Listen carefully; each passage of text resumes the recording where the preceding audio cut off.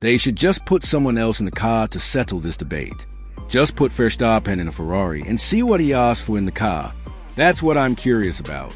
Because Red Bull is turning fast, and I think the engineers will be making a car knowing that Verstappen is always asking for more front end, until the other guy says, "For me, it's too much, I give up."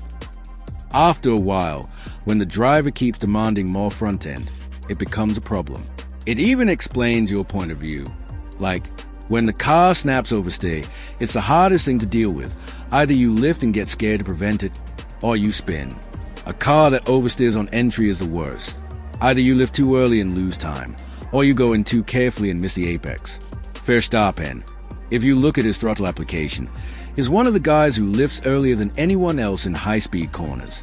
I think it's so obvious that he already knows he can't just go in and suddenly lift, because it'll cause oversteer. So he adapts. But the thing is, he's comfortable with something that's very uncomfortable for others. I don't know. You raise an interesting point. The fact that he lifts early and lets a car roll means he doesn't induce instability. Because when you brake later than everyone else, okay, but if you're back on the throttle 30 meters later, that bravery doesn't pay off. And you created mid-corner problems that maybe your car doesn't even have. I learned this over the years with engineering. The more data we got, the more it became clear that sometimes it's not the car's problem, but how you're driving it. Engineers started calling out drivers. "You're being too aggressive here. I won't adjust the car for this because the issue is you." To a certain point, I agree with you, Felipe. For example, when Tony Kanaan drove your car at Indy, he qualified third or fourth. But his natural style was smoother, so he could run more front wing. You were more aggressive, so the car had to be adjusted for you to feel comfortable. In high-speed corners, like at Indianapolis, the car is tailored to Verstappen style. Let me explain. At Indy, turn 1 is the trickiest.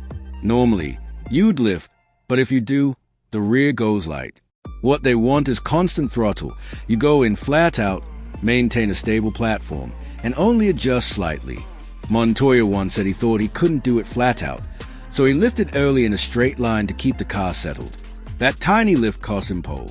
Verstappen does this perfectly. He sacrifices a bit in high-speed corners, but gains everywhere else with a car that has incredible front end.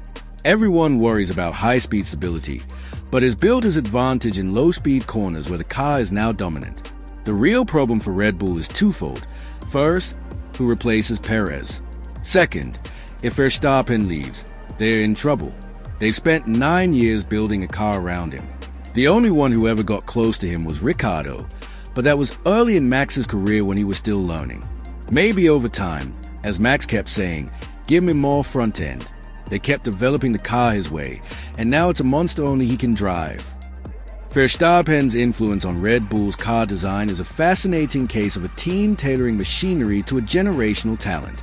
His preference for a strong front end and ability to manage oversteer, e.g., lifting early in high-speed corners to maintain stability, has shaped Red Bull's philosophy. While this maximizes his performance, it creates challenges for teammates who lack his adaptability. Key points. Specialization. The car's traits, e.g., sharp front end, loose rear, align with Verstappen's aggressive, precision-based style. Teammates like Perez struggle because they can't replicate his throttle or brake finesse or confidence in oversteer. Engineering feedback loop.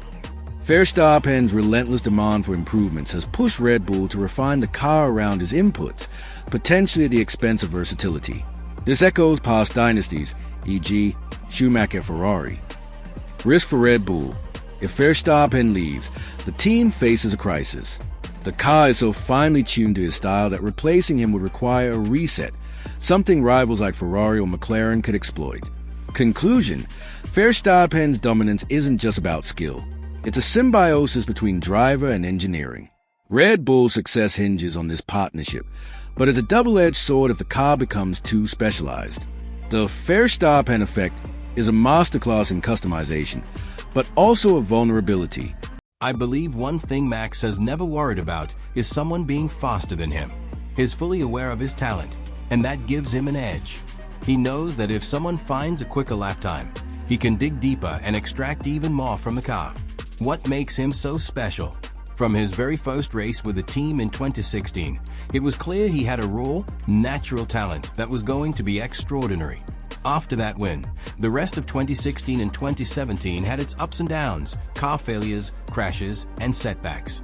But what's made him so dominant now is how he's mastered all the little details. His race awareness, his ability to control the pace, his management of everything happening around him.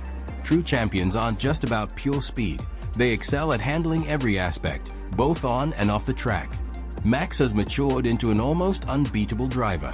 I once asked David Coulthard, "You raced alongside Michael Schumacher. Sometimes you were quicker, sometimes he was quicker. But he has 7 world titles, and you have none. What was the difference?" He replied, "Extra capacity. I was good up to a point. But in critical moments, like in the rain, an hour into a Grand Prix, he still had something left in reserve." That makes me wonder, have we seen that extra capacity in Max? Absolutely. In 2023 and early 2024, he was leading races, setting fastest laps, and yet still processing everything around him. Listening to his radio, you could tell he was always aware, spotting crashes before the safety car was called, knowing when rivals pitted because he saw them on the big screens. Even while driving at the limit, he had the mental bandwidth to analyze the race and stay ahead.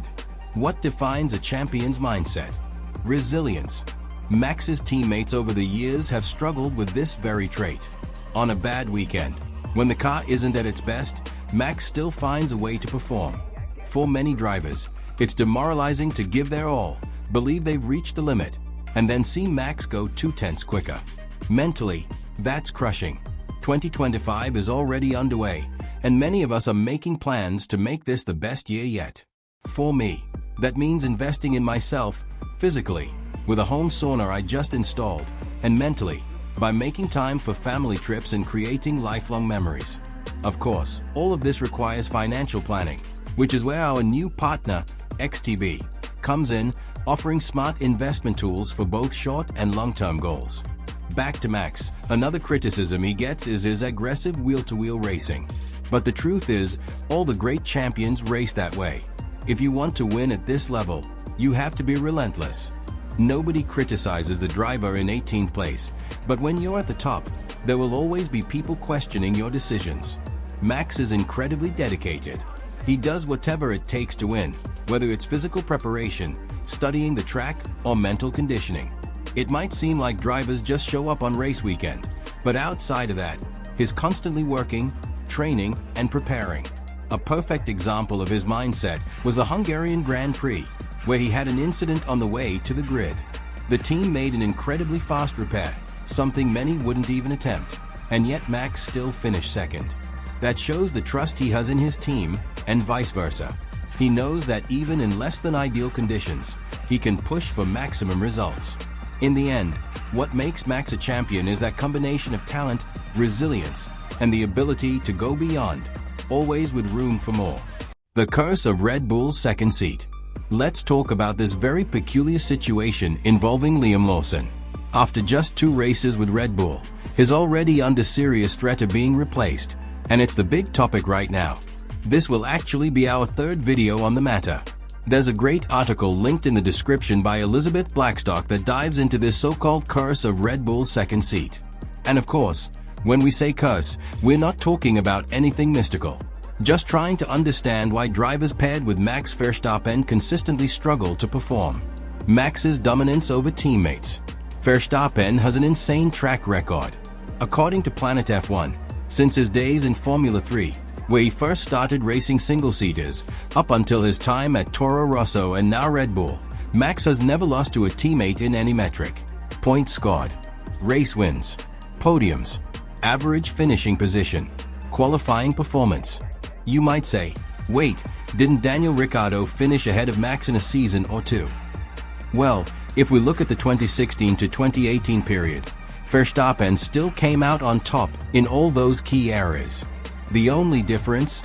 Ricciardo won 2 races in that span, while Max won none. But here's the thing, Ricciardo was no slouch. He was the guy who had just beaten Sebastian Vettel, and was Red Bull's golden boy. Then came Verstappen, a generational talent, and Ricciardo lost his footing, eventually leaving because he saw the team shifting toward Max. The struggles of Gasly, Albon, and Perez. Since then, Pierre Gasly, Alex Albon, and Sergio Perez have all failed to match Verstappen. And now, Liam Lawson seems to be heading down the same path. But is it just about Max's brilliance? Or is there something else? The Red Bull car, built for Max? Red Bull's cars have always been peculiar. Adrian Newey designed them to be extremely sensitive, requiring a very specific driving style. But last year, things got even worse. The car became unstable, with weird downforce and ride height issues. Even Max struggled at times, forcing Red Bull to roll back updates to make it drivable. This brings us to Alex Albon's comments. He's spoken about this in 2 interviews, one linked in the article below, the other shared here before. His take: the car is designed based on what engineers believe is best. Drivers then give feedback, but Max's input is prioritized, naturally, since he's the lead driver. As a result, the car becomes even more extreme, tailored to Verstappen style. Albon compared it to a mouse with ultra-high sensitivity, where the slightest touch sends the cursor flying. Max can handle it, but other drivers can't. The big problem for Red Bull. This creates a huge issue. If they keep developing the car for Max, the second driver won't perform, leaving the team reliant solely on Verstappen. If they make the car more balanced, they might lose outright speed, hurting their championship chances. Right now, the gap between Max and his teammates isn't just small, it's massive, often 7 to 8 tenths per lap. That's unheard of in modern F1, where cars are usually well balanced for both drivers. The Honda MotoGP parallel. Some of you in the comments compared this to Honda in MotoGP with Marc Marquez, where the bike became so extreme that only Marquez could ride it, until even he struggled. That's exactly what was happening at Red Bull last year. What's next for Red Bull? The team faces a critical decision. Option 1. Keep building the car for Max, risking total dependence on him, especially if he leaves. Option 2. Make the car more adaptable, sacrificing some performance but giving the second driver a real chance. With Verstappen already flirting with other teams, Red Bull can't afford to ignore this problem. What do you think? Should Red Bull change their approach? Let me know in the comments. Don't forget to subscribe and hit the bell so you don't miss any updates. Rocket!